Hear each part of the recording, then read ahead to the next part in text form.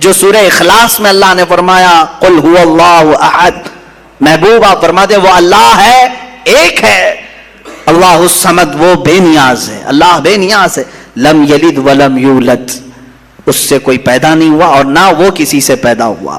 ان معاملات کے بعد آؤ میرے عزیزو اس رب ذوالجلال کی کچھ صفات کی طرف میں آتا ہوں۔ رب ذوالجلال رحمان بھی ہے، رحیم بھی ہے، کریم بھی ہے، غفار و ستار و قہار و جبار بھی ہے۔ اس کی 99 صفات پر اگر ہم ذکر کرتے چلیں، روز ایک صفت پر ذکر ہو جائے گا، راتیں تمام ہو جائیں گی۔ قرآن نے خود کہا ہے دنیا کے سارے درخت قلم بن جائیں اور سمندر سیاہی بن جائیں اور اللہ کی تعریف و توصیف لکھنا چاہیں، سمندروں کی سیاہی سوکھ جائے گی، یہ درختوں کے قلم بنے ٹوٹ جائیں گے، ما نفدت کلمات اللہ، اللہ کے کلمات کو پھر بھی مکمل نہیں کیا جا سکے گا۔ یہ ہماری چھوٹی سی زبان اور تمہارے چھوٹے سے کان کہاں ان تمام کلمات کو سن سکیں گے یا کہہ سکیں گے، مگر ہم اتنا ضرور جانتے ہیں کہ ان تمام سمندروں میں سے ایک قطرہ بھی ہم نے اپنی محفل میں پا لیا تو یہ ہماری زندگی کی معراج ہے۔ اللہ رحمان ہے، یقیناً ہم نے اس کو بسم اللہ میں بھی پڑھا، سورہ فاتحہ میں بھی پڑھا، بلکہ ہم اپنے بچوں کو بھی یہی کہتے ہیں، ماں باپ کو بھی یہی کہتے ہیں۔ اب اس کے رحمان کی صفات دیکھنا ہے، کیسے رحمان کسے کہتے ہیں؟ رحم کرنے والا، رحم کرنے والا، نرمی کا معاملہ کرنے والا لوگوں کے ساتھ، بلکہ اپنی ساری مخلوقات کے ساتھ نرمی کا معاملہ کرنے والا۔ میں دو ہی صفات پر آج گفتگو ختم کر دوں گا، اس کے رحمان ہونے کی اور اس کے قہار ہونے کی، دونوں کے درمیان ہمیں یہ زندگی چلانی ہوگی۔ اللہ رحمان ہے، اس کی جو زندگی یہاں ہمیں دیکھنے کے مظاہر ہیں وہ کیا ہے؟ ماں تم سے جتنی محبت کرتی ہے، کیسے تم رو تو گود میں اٹھا لیتی ہے، تمہارے بہت ساری چیزیں اپنے ہاتھوں سے بنا کر کے کھلاتی ہے، آخر وہ بھی انسان ہے، تم بھی انسان ہو۔ ماں تمہیں اٹھا کر کے اتنا جو پیار کرتی ہے، باپ تمہیں لے کر کے چلتا ہے، تمہارے لیے جوجھتا ہے، محنت کرتا ہے، آخر وہ کیوں مشقتیں اٹھاتا ہے، خون پسینے کی کمائی ایک کر کے لا کر اپنے بچے کو کھلاتا ہے۔ اب سنیں حدیث پاک میں ماں اور باپ کے دلوں میں یہ بچے کی جو محبت ڈالتی جاتی ہے، یہ اللہ کے رحمان صفت کا کچھ حصہ ہوتا ہے۔ یہ اس کی صفت کا تھوڑا سا حصہ جب اللہ آتا ہے تو بچوں سے اس قدر پیار کرنے لگ جاتے ہیں۔ اگر وہ رحمت کی صفت مولا ماں اور باپ کے سینے سے نکال دے تو ہر باپ اپنے بچے کو قتل کرنے پر بیٹھ جائے، ماں اپنے بچے سے دوری اختیار کر لے، ایسا نہیں ہوتا۔ ماں بوڑھی ہو جائے یا بچہ اس کا بوڑھا ہو جائے، پھر بھی ماں اس بوڑھے بچے کو بھی سینے سے لگاتی ہے، اس کے پسینے دیکھنا نہیں چاہتی، اس کی جبینوں پر خم نہیں دیکھنا چاہتی۔ یہ ماں کے اندر جو ہلکی سی بھی محبت آپ دیکھتے ہیں، یہ رب ذوالجلال کے رحمان کا اس کے مظاہر میں سے ایک مظہر ہے۔ اب اندازہ کرو اللہ تبارک و تعالیٰ اپنے بندوں سے کس قدر رحم کا معاملہ فرماتا ہے۔ آج ہم جو بیٹھے ہیں یہ بھی تو اس کے رحم کا ہی معاملہ ہے، اس کے رحمان ہونے کا ایک بین ثبوت ہے۔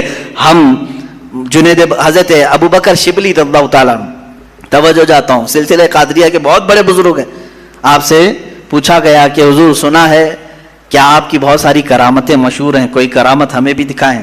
توجہ، بہت سارے لوگ کرامت کے نام پر گمراہ بھی ہوتے ہیں، لوگوں کو ایسا لگتا ہے کہ کہیں جیب میں سے جلیبی نکال کر کے کھلا دے، ابھی کیا ابھی وہی پیر کرامت والا ہے، اچانک کچھ نکال کے دکھایا ہے۔ حضرت ابوبکر شبلی نے تو ایک الگ ہی کرامت بتائی۔ کیا کرامت بتائی جانتے ہیں؟ حضرت ابوبکر شبلی فرماتے ہیں میاں ہمارا اس زمین پر زندہ چلنا پھرنا ہی بڑی کرامت ہے۔ کہا کیوں؟ کہا ہم اتنے گنہگار ہیں کہ زمین پھٹ جائے اور ہم دھس جائے، پھر بھی زمین نہ پھٹتی ہے نہ ہم دھستے ہیں، یہ اللہ تعالیٰ نے کرامت ہی تو دیا ہے۔ یہ کرامت تو اللہ نے سب کو دیا ہے، یہ رحم کا معاملہ اللہ نے سب کے ساتھ کیا ہے، آپ کے ساتھ بھی، بلکہ ان کے ساتھ بھی کیا جو اسے مانتے بھی نہیں ہیں، جو اسے گالیاں دیتے ہیں، ان کے ساتھ بھی رحم کا معاملہ کیا۔ سیدنا ابراہیم علیہ الصلوۃ والتسلیم کے ساتھ ایک معاملہ پیش آیا، آپ بغیر مہمان کے کبھی کھانا نہیں کھاتے تھے، 2 دن بھی اگر کوئی مہمان نہیں آتا تو آپ کھاتے نہیں۔ ابراہیم علیہ السلام 2 دن تک بھوکے رہے، تیسرے دن ایک مہمان ملا، اسے لے کر کے آ کے دسترخوان پر بٹھا دیا، کہا کہ آپ ہمارے گھر کے مہمان ہیں، اب کھانا بنایا گیا، اچھا دسترخوان پر، کہا چلو بسم اللہ کرو کھاؤ۔ وہ دہریا تھا، ملید تھا، کہا کون سا اللہ، میں اللہ کو نہیں مانتا۔ اتنا کہا ابراہیم علیہ السلام کو جلال آیا، آپ نے دسترخوان کھینچ لیا، کہا اٹھو گھر سے نکلو باہر جاؤ۔ دسترخوان پر بیٹھا ہوا تھا، اس کو اٹھا دیا۔ یہ تو شان ہے انبیاء کی، اللہ کے دشمنوں سے دسترخوان شیئر نہیں کرتے۔ اللہ تعالیٰ کیا فرما رہا ہے؟ وَلَوْلَا فَضْلُ اللَّهِ عَلَيْكُمْ وَرَحْمَتُهُ لَاتَّبَعْتُمُ الشَّيْطَانَ إِلَّا قَلِيلًا۔ اگر اللہ کا فضل اور اس کی رحمت تمہارے ساتھ نہ ہو تو شیطان تو تمہیں کسی بھی جگہ لے کر چلا جائے، تم شیطان کے پیچھے لگ جاؤ گے، مگر تھوڑے لوگ۔ اس آیت سے یہ بات سمجھ میں آتی ہے میرے عزیزو، سلطان الاولیاء سیدنا عبد القادر جیلانی رحمہ اللہ تعالیٰ ایک بار نماز ادا کر رہے ہیں کھلے میدان میں، آسمان کا ایک ٹکڑا جو ہے ان کے اوپر سایہ بن گیا، چھاؤں ان پر ہے، باقی آس پاس سب دھوپ ہے۔ آپ نے نماز ادا کی۔ کسی اور کے ساتھ ایسا ہو تو وہ سب اپنی اتنی بڑائی ظاہر کر دے کہ میرے ساتھ تو آج بڑی کرامت ہو گئی ہے۔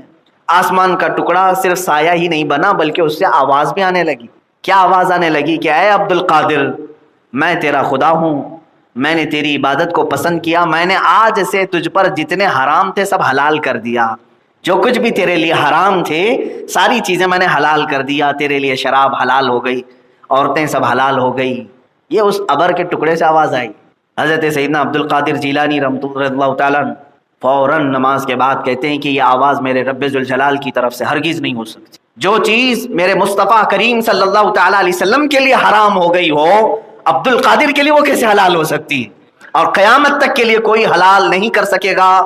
یہ جواب حضرت سیدنا عبد القادر جیلانی کا ہے۔ یہ جھوٹے 2 نمبر پیر اپنے لیے بہت ساری چیزیں حلال کر لیتے اور وہ کہتے ہیں ہمارا معاملہ الگ ہے۔ تمہارا معاملہ کیسے الگ ہو سکتا ہے؟ نمازیں معاف کر کے بیٹھے ہوئے ہیں بہت سارے لوگ۔ پیر صاحب نماز کیوں نہیں پڑھتے؟ کہا نہیں ہم تو کعبے میں پڑھتے ہیں، آپ کو نظر نہیں آتے۔ تو کھانا یوں کیوں کھاتے ہو؟ کھانا یہاں کیوں کھاتے ہو؟ سوتے یہاں کیوں؟ یہ ان کے ایسے پیروں کے لیے جو نماز کعبے میں پڑھنے کی بات کرتے ہیں، مدینے میں پڑھنے کی بات کرتے ہیں، 2 دن کھانا دینا بند کر دو ان کو۔ کہو حضرت آپ جب نماز کے لیے مکہ جائیں وہیں سے کھجور کھا کے آ جائیں، زمزم پی کر کے آ جائیں، کھانا وہیں کھا کر کے آ جائیں۔ میرے عزیزوں، مجھے ایک بھی ایسی روایت بتا دو کہ ہمارے اتنے بڑے اکابر اولیاء کاملین میں کسی نے نماز قضا کی ہو۔ سرکار غریب نواز رضی اللہ تعالیٰ عنہ، حضرت سیدنا عبد القادر جیلانی رضی اللہ تعالیٰ، کبھی ان کی ایک نماز قضا کیا انہوں نے جان بوجھ کر؟ یا اپنے کسی مرید سے کہا ہے کہ تم نماز نہ پڑھو میں تجھے بخشوا دوں گا، معاف کرا دوں گا؟ مجھے ایک روایت ایسی بتا دو۔ جب وہ پیران پیر ہو کر، بڑے ولی ہو کر، کبھی انہوں نے ایسا اعلان نہیں کیا، تو پھر یہ حرام حلال سب استعمال کرنے والے 2 نمبر کے جعلی پیر کیسے کہہ سکتے ہیں کہ تو نماز نہ بھی پڑھے تو میں تجھے معاف کرا دوں گا، میں ہوں نا تیرے پیچھے؟ بہت سارے مرید اسی بات میں ہیں، پیر صاحب بخشوا دیں گے، کہاں بخشوائیں گے؟ وہ خود جہنم میں جا رہے ہیں اپنے بدعملیوں کی وجہ سے۔ عزیزان گرامی، حضرت سیدنا عبد القادر جیلانی رضی اللہ تعالیٰ عنہ جب یہ آواز سنتے ہیں تو جواب کیا دیتے ہیں؟ یہ میرے خدا کی ہو ہی نہیں سکتی، میرے رب کی طرف سے نہیں ہو سکتی یہ چیز، یہ تو ابلیس ہے، شیطان ہی ہے جو مجھے بہکانے کی کوشش کر رہا ہے۔ تو وہ بادل کا سایہ جو تھا وہ دھواں بن کے چلا گیا۔ شیطان اتنا بھی کر سکتا ہے، اندازہ کرو، وہ آسمان پر ابر بن کر کے تمہارے اوپر چھاؤں لا سکتا ہے، اس کا مطلب یہی ہوا نا، وہ ہوا ہو گیا، دھواں ہو کر کے ختم ہو گیا۔ اور پھر ابلیس لعین سامنے آیا، کیا پہچان لیا تو نے عبد القادر؟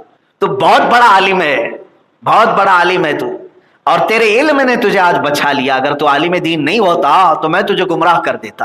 اب سنو، سرکار عبد القادر جیلانی رضی اللہ تعالیٰ عنہ کہا کہ اے ابلیس لعین، تو دوبارہ مجھے گمراہ کرنا چاہ رہا ہے، میرے علم نے نہیں بچایا، اللہ کے فضل نے بچایا۔ وہی رب تعالیٰ فرماتا وَلَوْلَا فَضْلُ اللَّهِ عَلَيْكُمْ وَرَحْمَتُهُ لَاتَّبَعْتُمُ الشَّيْطَانَ، اگر اللہ کا فضل اور اس کی رحمت تمہارے ساتھ نہ ہو تو تم تو شیطان کے پیچھے لگ جاؤ گے۔ یہ اللہ کا فضل ہے جو ہمیں بچایا ہوا ہے۔ اسی لیے میں نے اعوذ باللہ من الشیطان الرجیم کی تفسیر میں عرض کیا تھا شروع میں، مفسر شہیر حضرت حکیم الامت احمد یار خان نعیمی رحمۃ اللہ تعالیٰ علیہ نے بھی اس کو بیان فرمایا کہ ہم قرآن پڑھنے کے وقت اعوذ باللہ کیوں پڑھتے ہیں؟ تعوذ، جس کا مطلب ہوتا ہے نا میں پناہ مانگتا ہوں، اے اللہ تیری پناہ مانگتا ہوں، کس سے؟ شیطان مردود سے۔ ہم ہمیشہ پناہ مانگیں۔ اور آپ تو یہ سوچتے ہوں گے کہ صرف قرآن پڑھنے کے وقت تعوذ پڑھنا چاہیے، بلکہ ہمارے بزرگوں نے بہت ساری زندگی میں عملیات بھی بتائے ہیں کہ تعوذ پڑھو آپ۔ جب آپ کو گناہوں کی خواہش ہونے لگ جائے اور اپنے آپ کو کنٹرول میں نہیں لا پا رہے ہو تو اعوذ باللہ کی کثرت شروع کر دو، اعوذ باللہ من الشیطان الرجیم، اعوذ باللہ من الشیطان الرجیم، زیادہ سے زیادہ پڑھنے لگ جاؤ۔ اعلیٰ حضرت فاضل بریلوی رحمۃ اللہ تعالیٰ علیہ خود فرماتے ہیں کہ میں سب سے زیادہ تعوذ پڑھتا ہوں۔ غصے سے بھی بچو گے، بہت ساری ایسی خرافات جو تمہاری نیکیوں کو تباہ کرتی ہیں ان سے بھی بچو گے، کیونکہ یہ سب شیطان کے حملے ہیں۔ اور جو تعوذ پڑھا، اعوذ باللہ پڑھا، اس کے ساتھ ہوگا کیا؟ مثال کے طور پر میں آپ کو بتاؤں کہ آپ اللہ سے ڈائریکٹ پناہ مانگ رہے ہیں، اللہ کی بارگاہ میں ڈائریکٹ پناہ مانگ رہے ہیں کہ اللہ تو خود بچا لے مجھ کو، تو خود بچا لے۔ اس کو انہوں نے ایک مثال سے، مفسر شہیر نے ایک مثال سے یوں بیان کیا، کبھی آپ نے اپنے کسی ساتھی کے بڑے گھر یا وزٹ کیا، کبھی ملاقات کی، یا چلیں کسی ایسے کے گھر جانا تھا جس کے گھر کے چوکھٹ کے باہر کتا بیٹھا رہتا ہے، پالا ہوا ہو یا پھر ایسے ہی روٹی ڈالنے پر بھی پل گیا ہوا ہو. آپ دیکھے ہوں گے، آپ اپنے قریبی عزیز کے گھر جا رہے ہیں اور گھر کے قریب پہنچے ہیں، دروازے کے پاس کتا بیٹھا ہوا ہے، بھونک رہا ہے، آنے نہیں دیتا. آپ نے بچنے کی بہت کوشش کی، کبھی ادھر سے کبھی ادھر سے، لیکن کتا بڑا ڈینجر ہے، وہ وہاں بھونکنے لگ جاتا ہے. پھر آپ کیا کریں گے؟ لکڑی بھی اٹھائے، پتھر بھی اٹھائے، لیکن وہ طاقتور تھا، کسی اور جگہ سے حملہ کر دیتا. تو آپ نے آواز لگائی اپنے دوست کو ہی، کہا کہ بھائی باہر آ جاؤ ذرا، تم اپنے کتے کو سنبھالو، مجھے اندر آنے نہیں دے رہا ہے. تو یہ ایک دنیا کی مثال ہے تقریب فہم کے لیے. وہ آیا، کتا اسے جانتا ہے، کتے سے اس نے تم کو الگ کر دیا اور دروازہ کھلا، اندر چلے گئے. تو یہ تو ایک دنیاوی ایک تقریب فہم کے لیے بتایا گیا، بلا تشبیہ بلا تمثیل. اللہ کی بارگاہ میں ہم نہ کوئی مثال دے سکتے نہ کوئی تشبیہ. مفسر شہیر احمد یار خان نعیمی رحمۃ اللہ علیہ فرماتے ہیں، شیطان یہ ایک ایسا کتا ہے جو چھوڑا گیا ہے، وہ مردود ہے. اللہ سے اس نے چیلنج کیا اور اس کے راستے پر آنے والوں کے لیے بہکانے کے لیے اس کے راستے پر بیٹھنے کا وعدہ کیا ہے. لَأَقْعُدَنَّ لَهُمْ صِرَاطَكَ الْمُسْتَقِيمَ، میں تیرے سیدھے راستے پر بیٹھ جاؤں گا، اور جو اس راستے سے گزرے گا، کبھی اس کے سامنے سے، کبھی پیچھے سے، کبھی دائیں سے، کبھی بائیں سے، میں آ کر اسے بہکاؤں گا. یہ 8ویں پارے میں آیت ہے. شیطان نے اللہ سے یوں کہا ہے. تو آپ ظاہر سی بات ہے اس کے دربار تک پہنچنے میں یہی کتا حاوی ہو جاتا ہے، حائل ہو جاتا ہے، درمیان میں آتا ہے. کیا کریں ہم اس سے، کیسے بچیں؟ تو اسی لیے حکم ہوا میرے آقا صلی اللہ تعالیٰ علیہ وسلم کا کہ تم اپنے طریقے سے جتنی بھی کوششیں کرو گے اس سے بچنے کی، یہ کسی نہ کسی راستے سے پھر آ جائے گا، تو ڈائریکٹ اس کے مالک سے کہو جو اس نے اس کو بھی پیدا کیا. اعوذ باللہ، میں اللہ کی پناہ مانگتا ہوں، اے اللہ میں تیرے بارگاہ میں التجا کرتا ہوں کہ اس ابلیس سے لعین کے شرارتوں سے تو مجھے بچا لے. اور اللہ جس کی حفاظت پہ آ جائے پھر شیطان کا داؤ اس پر نہیں چل سکے گا. یہی قرآن میں بھی اللہ فرما رہا ہے وَلَوْلَا فَضْلُ اللَّهِ عَلَيْكُمْ وَرَحْمَتُهُ لَاتَّبَعْتُمُ الشَّيْطَانَ. اگر اللہ کا فضل اور اس کی رحمت تمہارے ساتھ نہ ہوتی تو تم تو شیطان کے پیچھے لگ جاتے. اے میرے عزیزو، یہاں پر یہ فخر کی بھی بات ہے، گرو کی بات ہے کہ آج تم اسلام میں ہو اور اہل سنت و جماعت میں ہو. اللہ نے اپنی اور اپنے حبیب اور محبوبوں کی محبت تمہارے سینے میں رکھا. یہ اللہ کا فضل اور اس کی رحمت نہیں ہے تو اور کیا ہے؟ اللہ تعالیٰ نے تمہارے ساتھ فضل کا معاملہ کیا، تمہارے ساتھ رحمت کا معاملہ کیا، ورنہ تم بھی شیطان کے پیچھے لگے رہتے. جو لوگ شیطان کے پیچھے اس کے راستوں پر آج ہیں، اس کا مطلب ہے وہ فضل خدا سے محروم ہیں، رحمت الہی سے محروم ہیں. انہیں اللہ کا فضل اور اس کی رحمت نہیں ملی جو شیطان کے پیچھے لگ گئے. اور جو وہاں سے چھٹکارا حاصل کر کے اس کے دربار میں پہنچ گئے، اس کا مطلب ہے کہ اللہ کا فضل انہیں مل گیا، اللہ کی رحمت تمہیں مل گئی. آپ یہ سوچتے ہوں گے نا، بار بار تو یہ ہم نے تقریروں میں سنا ہے، اللہ کا فضل، اللہ کی رحمت ہوتی کیا ہے؟ اس کو فیل کیسے کریں گے؟ میرے عزیزوں، یہاں مسجد میں بیٹھ کر فیل کرو، محسوس کرو. یہ جو تم اب تک بیٹھے ہوئے ہو، یہ اللہ کا فضل ہی ہے جو تمہیں بٹھایا، اس کی رحمت ہی ہے. قرآن کہہ رہا ہے اگر تمہارے ساتھ وہ فضل اور رحمت کا معاملہ نہ کرے تو تم شیطان کے پیچھے لگ جاؤ، وہ تمہیں یوں بھگا لے جائے گا. اچھا، حدیث میں یہ ملتا ہے ان الشیطان لیجری مجری الدم. شیطان کیسے آتا ہے معلوم ہے؟ تمہارے جسم میں اتنی تیز دوڑتا ہے جیسے خون دوڑتا ہے. خون کی بھی رفتار اتنی نہیں ہوگی جتنا شیطان تمہارے جسم میں ہلچل کرتا ہے. اب نماز کے لیے آپ آتے ہیں تب بھی تمہارے درمیان آتا ہے، یہاں تک بھی کوشش کرتا ہے بہکانے. اور جیسے ہم کو ناف پہ ہاتھ باندھنے کا حکم ہے نا، اللہ اکبر کہہ کے ہم ناف پہ ہاتھ باندھ لیتے ہیں نا، دونوں رکعت باندھتے ہیں. اس کی حکمت میں بعض علماء نے یہ لکھا ہے کہ شیطان ناف کے راستے سے اندر داخل ہو کر کے اس کے دل میں وسوسے پیدا کرتا ہے. تم اپنی ناف پر ہاتھ رکھ لو، اللہ اکبر، تحریمہ کا ہاتھ، تاکہ اس کی شرارتیں تمہارے جسم کے اندر نہ جائیں. یہ ایک تعویل ہے، علماء اکرام نے اس کی بیان فرمائی. واللہ ورنہ ہاتھ ہم کیوں باندھتے ہیں، کیوں نہیں، اس کی حکمت جاننا ہمارے لیے ضروری نہیں. میرے نبی نے کیا، بس یہ کافی ہے. بعض علماء نے حکمتیں بیان کی. دوسری بات، صفوں کو پر کرنے کا حکم دیا گیا. سوشل ڈسٹینس والے آج اس کو سن سکتے ہیں. اللہ کے نبی صلی اللہ تعالیٰ علیہ وسلم جب امامت کے لیے کھڑے ہوتے تو آپ پیچھے مڑ کر کے صفوں کو دیکھتے اور ارشاد فرماتے استووا صفوفکم، سووا صفوفکم. بہت سارے اماموں نے یہ کہنا بھی چھوڑ دیا، یہ سنت ہے، رسول پاک صلی اللہ تعالیٰ علیہ وسلم کی سنت ہے. شروع میں بعض لوگوں نے مجھ سے یہ سوال کیا تھا کہ آپ نماز پڑھانے سے پہلے کیا بولتے ہیں، اور ہم نے کبھی یہ اس طرح سے نہیں دیکھا. آپ کیوں الگ سے کوئی نئی نماز پڑھا رہے ہیں؟ نہیں میرے عزیز، کچھ بھولی ہوئی سنتوں کو زندہ کرنا چاہ رہے ہیں. رسول کریم صلی اللہ تعالیٰ علیہ وسلم کی عظیم سنت مبارکہ تھی صفوں کو درست کرتے. جب تک صفیں درست نہیں ہوتی نماز قائم نہیں کرتے. الگ الگ الفاظ ہیں حدیث پاک میں. تراسو، حضور فرماتے کندھے سے کندھا ملا لو. وسد الخلل، فرماتے کہ خلل بیچ میں جو گیپ ہے اس کو پورا کر دو، تھوڑا سا بھی گیپ مت رکھو. نبی فرما رہے ہیں سد الخلل، عربی کا لفظ ہے، آپ دیکھ لیں کہیں پر بھی ڈکشنری میں، جس کا مطلب ہوتا ہے چھوٹے سے بھی گیپ کو پورا کرو. اور تم اس نبی کے فرمان کو پلٹ کر کہہ رہے ہو سوشل ڈسٹینس، دور ہو جاؤ، ٹچ نہ کرو ایک دوسرے کو. تو شریعت کس کی ہے؟ اللہ کے رسول صلی اللہ تعالیٰ علیہ وسلم. میرے آقا صلی اللہ تعالیٰ علیہ وسلم کیا وہ حکیم نہیں تھے؟ حضور اکرم صلی اللہ تعالیٰ علیہ وسلم کو یہ بات نہیں معلوم تھی کہ کسی دوسرے کے کندھے کو ٹچ کرنے سے بیماری آ سکتی ہے معاذ اللہ؟ کیا تم ان سے بھی بڑے حکیم ہو رسول پاک صلی اللہ علیہ وسلم سے؟ میرے عزیز، جس کو کرنا ہے وہ کرے، جس کو کرنا ہے وہ کرے. لیکن جہاں تک میری بات ہے، مجھ سے اگر پوچھو گے میں اس چیز کا قائل نہیں ہوں. میں اگر جماعت میں کھڑا رہوں، مجھ سے اگر کوئی ٹچ نہیں ہونا چاہتا ہے وہ جائے دور، لیکن میں اس کی دعوت ہرگز نہیں دوں گا، اس لیے کہ میرے نبی نے خلل پورا کرنے کا حکم دیا ہے. اب سنو، کیوں خلل پورا کرو؟ یہ گیپ کیوں بھرو؟ یہ گیپ کو کیوں کمپلیٹ کرو؟ کیوں کہا گیا ہے کہ صفوں کے درمیان کوئی جگہ خالی نہیں ہونی چاہیے؟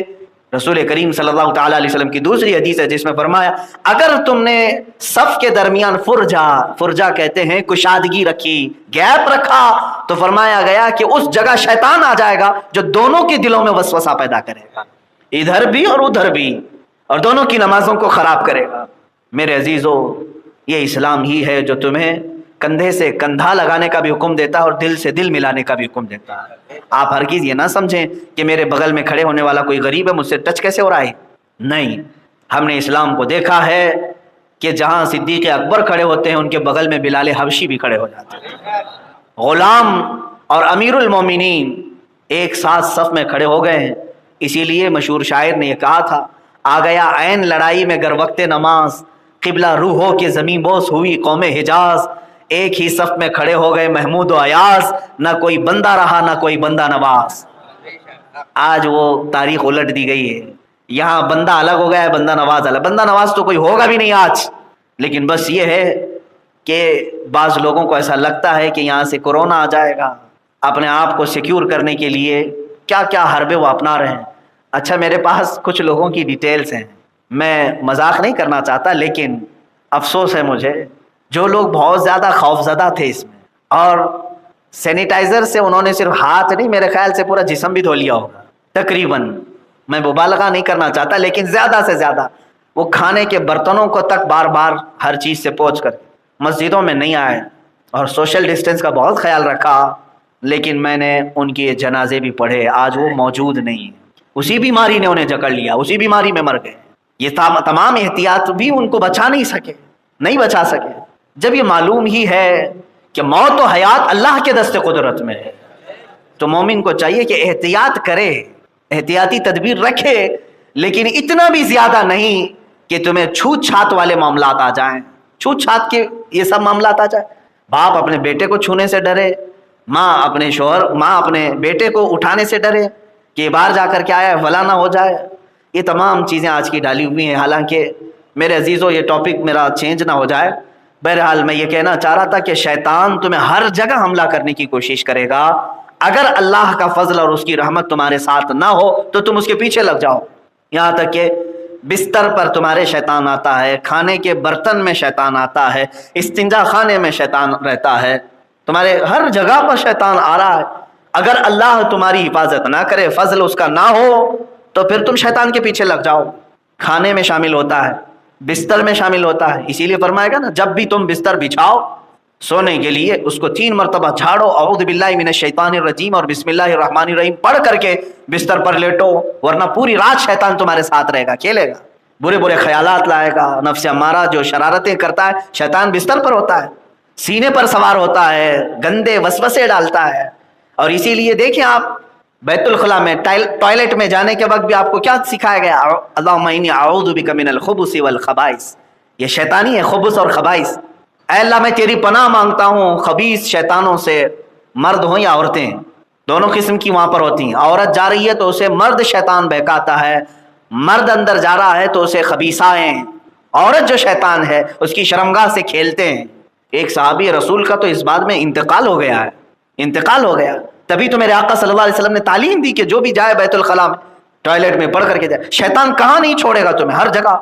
اسی لیے حکم یہ بھی ہے کہ جب تم کھانا کا لقمہ اٹھاؤ تو بسم اللہ پڑھ لو, ورنہ تمہارے لقمے کے ساتھ شیطان اندر ہوگا, وہ تمہارے کھانے کا جو نور ہے, جو رزق کی برکت ہے, وہ چھین لے گا. اور اگر بھول بھی گئے شروع میں بسم اللہ, تب بھی میرے آقا نے فرمایا جس وقت یاد آئے, آخری لقمہ بھی تمہارا اگر بچہ ہو تو بسم اللہ پڑھ لو.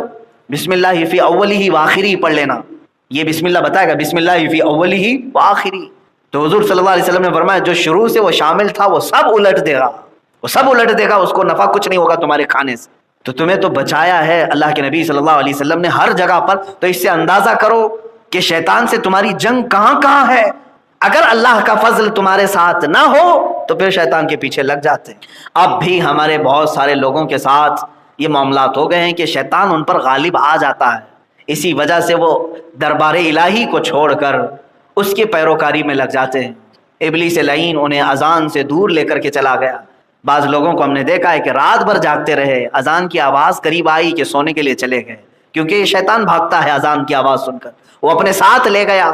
ایسا جو اذان کو منہ پھیر کر کے جو بھاگ رہے ہیں, جا رہے ہیں, تو وہ یہ بات بھی یاد رکھ لیں کہ وہ اللہ کے فضل سے محروم ہو گئے. اللہ کا اگر فضل ان کے ساتھ ہوتا تو اس کے ساتھ نہ جاتے بلکہ اللہ کے گھر آتے. اس کا دوسرا ایک رخ یہ بھی یاد رکھ لیں, اللہ کا فضل ان کے ساتھ نہیں ہے اور اللہ کی رحمت سے وہ محروم ہیں, اس کی وجہ سے دور ہو گئے. اور یہ بھی دیکھنے کو ملا بہت دور سے کچھ لوگ آ گئے اور قریب میں رہنے والے اندر نہیں آ سکے, قریب میں رہنے والے نہیں آ سکے. مسجد کی دیوار سے ٹیک لگا کر کے بیٹھا ہوا آدمی اندر داخل نہیں ہو سکا, اس لیے کہ اللہ کی رحمت سے وہ محروم, اللہ نے اسے اپنی رحمت سے دور رکھا ہے. یہ قرآن کی آیت میں پڑھ رہا ہوں. اور کچھ بہت دور سے چل کر کے آیا, اس لیے کہ اللہ کا فضل اس کے ساتھ تھا جو اسے یہاں تک پہنچایا. عزیزان گرامی, اسی لیے مسجد میں آنے کے وقت, مسجد میں جانے کے وقت بھی یہی سوال کرنے کا حکم دیا گیا نا. جب مسجد سے باہر جاتے ہیں تو آپ اللہ سے کیا سوال کرتے ہیں؟ اللہم انی اسألک من فضلک و رحمتک, اے اللہ میں تجھ سے سوال کرتا ہوں تیرے فضل کا اور تیری رحمت کا. کیونکہ اب باہر جانے کے بعد پھر ڈینجرس سچویشن شروع ہوتی ہے کہ شیطان ہر قدم پر میرے ساتھ آئے گا. یہی دو چیزوں کا ذکر اس آیت میں بھی آیا ہے, اللہ کا فضل اور اس کی رحمت. اگر تمہارے ساتھ نہ ہو تو تم شیطان کے پیچھے پیچھے چلو گے. اور ہم کو مسجد سے نکلنے کے وقت دعا بھی کیا سکھائی گئی؟ یہی مانگو کہ اللہ میں تیرا فضل اور تیری رحمت کا سوال کرتا ہوں, باہر بھی جاؤں تو اپنا فضل میرے ساتھ رکھ.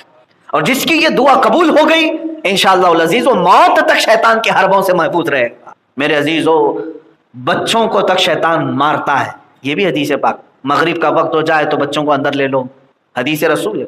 اس لیے کہ شیطان اپنی پوری فوج کو لے کر کے نکلتا ہے اور جو بچے قریب آتے جاتے ہیں ان کو اسے تھپڑ لگاتے ہوئے چلا جاتا ہے, یعنی ہاتھ مارتے ہوئے جاتا ہے. اور جس بچے کو وہ ہاتھ مارتا ہے, چاہے وہ سر پہ مارے, جسم پر مارے, اس کو دو اثرات شروع ہوتے ہیں. ایک یا تو ضدی پن یا پھر شرارت شروع کر دیتا ہے. شرارت وہ بھی آؤٹ آف لیول, بعض بچوں کی شرارت ہو جاتی ہے لیول سے بڑھ کر, چھوٹی موٹی شرارتیں تو سب کی ہوتی ہیں, ضدی پن آتا ہے, شرارتیں زیادہ ہو جاتی ہیں.